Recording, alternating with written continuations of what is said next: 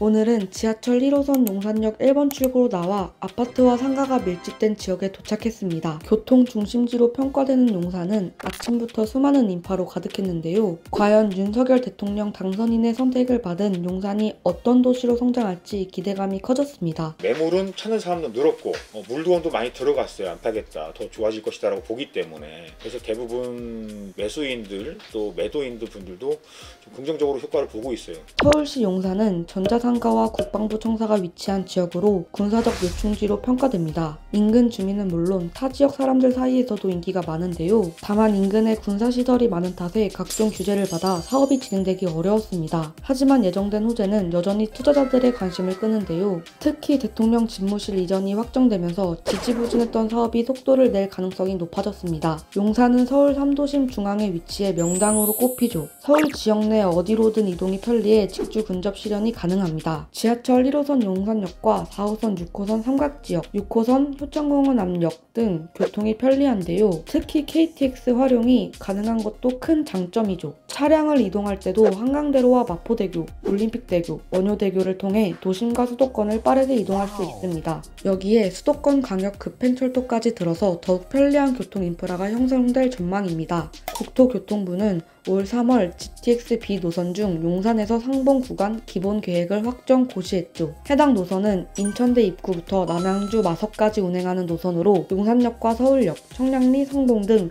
서울 주요 도심을 관통할 예정이며 착공 예정 시기는 2023년, 개통 예정 시기는 2029년입니다. 최근 서울로 출퇴근을 원하는 직장인이 많은 데다 교통이 편리해 집값이 크게 올랐습니다. 국토교통부 실거래가 공개 시스템에 따르면 용산구 한강로 2가에 위치한 레미안 용산더 센트럴 전용 면적 161제곱미터는 2020년 5월 26억에 팔렸으며 올 2월에는 동일 면적이 39억 원의 매매 계약이 체결됐습니다. 1년 9개월 만에 13억 원이 올랐죠. 다른 아파트도 마찬가지입니다. 용산구 문배동에 위치한 CJ 나인파크 전용 면적 123제곱미터는 2020년 8월 10억 3천만 원에 거래됐으며 지난해 8월 같은 면적은 16억 원에 팔렸습니다. 1년 동안 5억 7천만 원이 오른 셈이죠. 용산은 서울 중심에 위치한 군사적 요충지로 대한민국 정부가 수립된 이후 국방부와 합동참모본부, 육군본부가 들어섰습니다. 이 가운데 주한미군이 들어섰던 용산기지가 시민들을 위한 공간으로 탈바꿈할 예정이죠.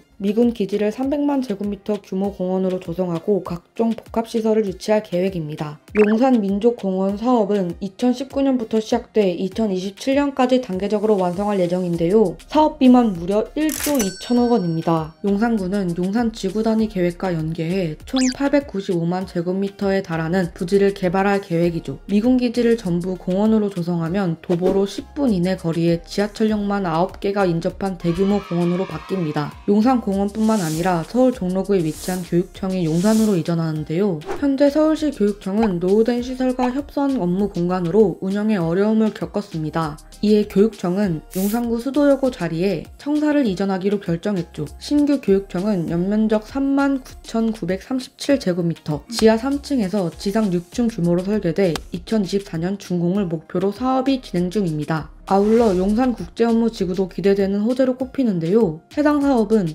용산구 한강로 3가와 이촌 2동에서 인접한 용산역 철도 차량사업소와 그 주변 지역 43만 3,856제곱미터 부지를 철거하고 대규모 업무지구와 명품 수변도시로 탈바꿈하는 프로젝트입니다. 재건축 최대어로 불리는 한남 뉴타운도 주목됩니다. 한남 뉴타운은 전국 모든 뉴타운 중 최강의 입지를 자랑하죠. 한남 2구역, 3구역, 4구역, 5구역은 각자 재개발 정비사업에 박차를 가하는데요. 한강 조망이 가능하고 강남과 가까워 투자자들의 큰 관심을 끄는 사업 중 하나로 꼽힙니다.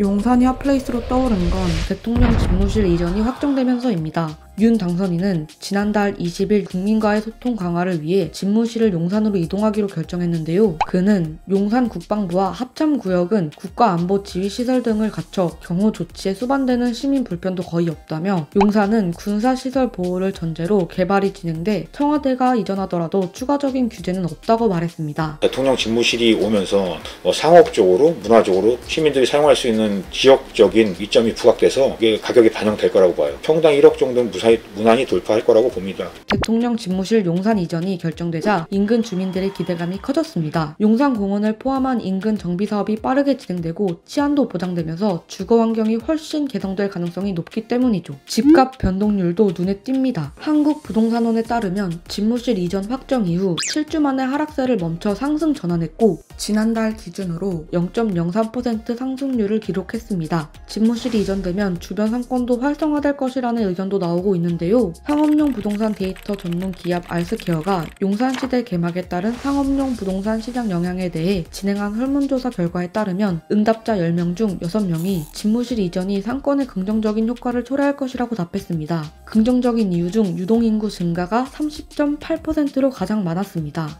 2년 전쯤에 거래된 게 상업건물, 대로변 상업건물 20평 정도 기준으로 보면 1억 1천이 안 되는 금액이 거래됐었는데 2년 뒤쯤에 1억 7,800, 세금까지 치면 거의 2억이 넘을 거예요. 2년 만에 2배 가까운 금액의 거래가 된 거죠. 일단 첫 번째가 최근에 이제 대통령 집무실 이전한다라는 개념에서 그 지역에 원래 가지고 있던 중심권역에 대한 이미지가 있어요. 이제 강남 3구에 가려서 잘 보이지 않았는데 집무실 이전을 기점으로 그 부분들에 대해서 좀 상징성이 높아질 수 있는 요인이 될 수 있고요. 그리고 이제 두 번째는 이 재개발 재건축 쪽에서의 정비사업 활성화에 대한 기대감들이 있어요.